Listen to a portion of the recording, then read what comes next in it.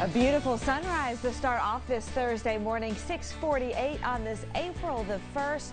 And it is no April Fool's joke. It is chilly out there this morning, and it gets even chillier as we look ahead It's almost like morning. an April Fool's joke all in itself. It really just for you, Bill. I gotta say, the shocking thing is that Bill hasn't tried to pull one on me yet. I don't get it. What? No one's something safe. going on? No you know one's me. I'm safe not here. a prankster. And that's what they all say. Yeah.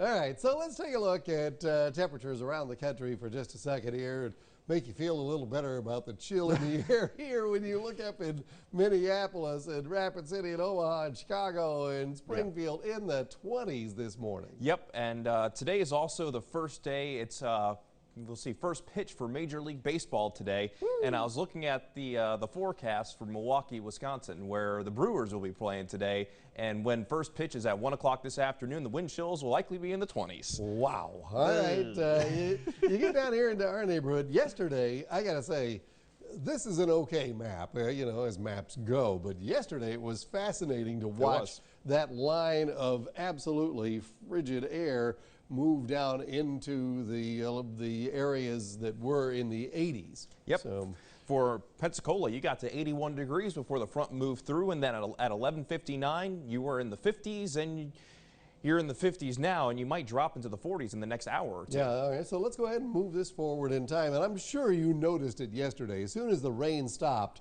the wind shifted to north, and the temperature started heading down. Today, they might make it to 60. This model has upper 50s. We got a little cloud cover out there in spots. It depends on how long that lingers, but you know, I don't know if you'd notice the difference between 58 and 60. It's psychological. Well, and just one thing I also want to point out on this map is that 56 degrees in Evergreen at 2 o'clock this afternoon. At noon yesterday, Evergreen, you were at 84. Right. So you're talking about a 30-degree change in daytime highs. That'll get down. You'll notice that. That's for sure. And then tonight, you're looking at probably 40s about the time you're visiting with Ed Bloodsworth on the 10 p.m. news. And then tomorrow early morning, you could see some freezing temperatures. And we could get close to Mobile. We're going with the forecast just above freezing in Mobile, but along Highway 84, a light freeze a possibility. So if you planted those tomatoes, you're going to want to cover them up by tonight. All right, so here's the freeze warning for tonight. It encompasses Greene County, Miss, Washington, Clark, Monroe, and Conecuh counties in Alabama, generally along and north of Highway 84. Yep, and this will go until 8 o'clock tomorrow morning. So it is going to be a cold start to the day tomorrow, but after tomorrow morning, the weather's looking fabulous. It really is. The winds die down overnight tonight. Tomorrow is just like today, but with no wind. It's going to feel terrific out there, and it's absolutely beautiful as well. Here's ATMORE. This is the Wind Creek Casino and Hotel. You see those clouds on the horizon, but above it's blue sky and a gorgeous sunrise right there in Escambia County. And then you've got Daphne's Infirmary East Camera, the BLP Mobile Paints Cam, and folks seem to be zipping along pretty well, but it's both hands on the wheel over the long bridges and the open stretches of interstate. Fort Walton Beach, another gorgeous view this morning. Highway 98 also could be pretty windy along here. Windy enough that you want to hang on there, especially if you're in a panel truck, a minivan, anything with a high profile.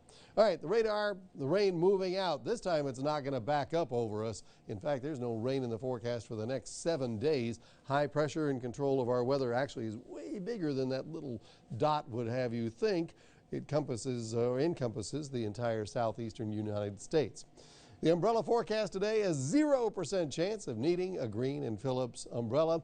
There is a wind advisory today for gusts over 30 miles per hour. And then tomorrow, that calms down. You got a gorgeous Easter weekend on the way. 60s on Saturday, 70s on Easter Sunday, and early morning services will likely start in the 40s. And then we're back close to 80 by the middle of next week. Now, your first alert traffic with Amanda DeVoe. Brought to you in part by Green and Phillips Injury Lawyers. All right, good morning. Still following a few accidents in Northwest Florida. Pretty busy there. So Vincent Lane and Racetrack Road is where troopers are working a crash. And then I'm still following this one at Highway 87 and Navarre Parkway, where you do have a lane blocked. Now, the Escambia Bay Bridge, if you're traveling eastbound, there's some debris in the left lanes, so just make sure that you're mindful of that. You may notice some delays, and also make sure you're taking it slow because, of course, that wind is going to be a problem for you, especially on the bridges. So over in Spanish Fort at Highway 31, expect those nightly alternating lane closures right at 181 between 7 p.m. and 5 a.m. That's starting tonight, and then it happens again on Monday. Again, that's 31 and 181 where you will see those lane closures starting at 7 p.m. tonight. So I-65 and I-165 is where you see it's a smooth ride. Again, even these type of bridges, you just want to make sure that you're taking it slow because those winds are going to be extremely high this morning. So again, the Bayway, all of those other bridges, winds gusting up to 40 miles per hour.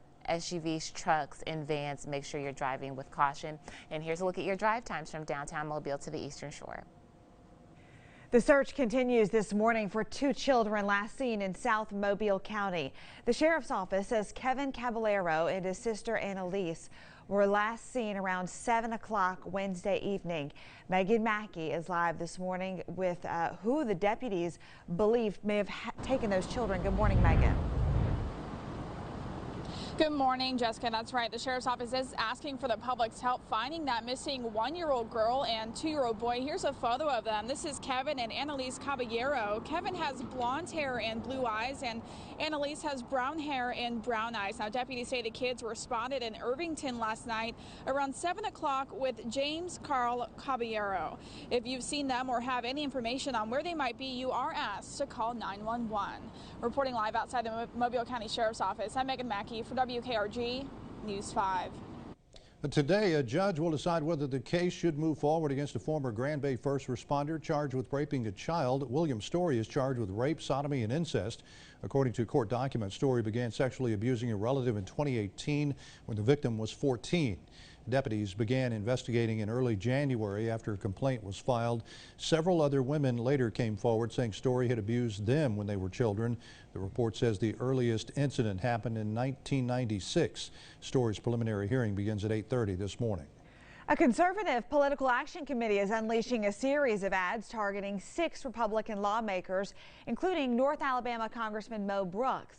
The ad targeting Brooks highlights his claims of widespread voter fraud on Fox News, as well as his comments during the rally with President Trump on January 6th.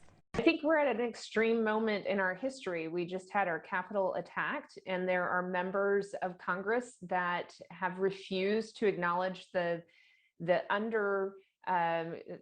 driver that led to that attack, which was this lie that the election has been stolen. That's part of the subterfuge that is being used. These are people who supported Joe Biden for president of the United States. I think that's a clear indicator of where they're coming from and what they're trying to do. Well, Brooks says the ads are actually helping his campaign for the U.S. Senate and asks that those creating the commercials keep it up. Well, the ads are also taking aim at Northwest Florida Congressman Matt Gaetz. Those ads against him address his interview with Fox News, claiming the election was polluted by illegal ballots. The DOJ is currently investigating the Northwest Florida Congressman over an alleged sexual relationship with a 17-year-old girl. Aaron Fields continues our coverage in Northwest Florida with what would happen if the allegations are proven. Good morning, Aaron. Good morning, Bill. Yes, Gaetz is still under investigation and has not been charged with anything at this point yet. And if he is convicted, he would lose his seat in the House, but he has denied all these allegations so far. Apparently, Gaetz has known for months about the accusations of having a sexual relationship with a 17-year-old girl and paying her to travel with him. But that's according to a person familiar with the matter and told the Associated Press. Former Attorney General William Barr initially launched the investigation, and Gaetz has reportedly said this is an act of extortion and has been cooperating with the FBI through everything. Meanwhile, Conservative Political Action Committee is unleashing a series of ads targeting 6 Republican lawmakers, including Gaetz.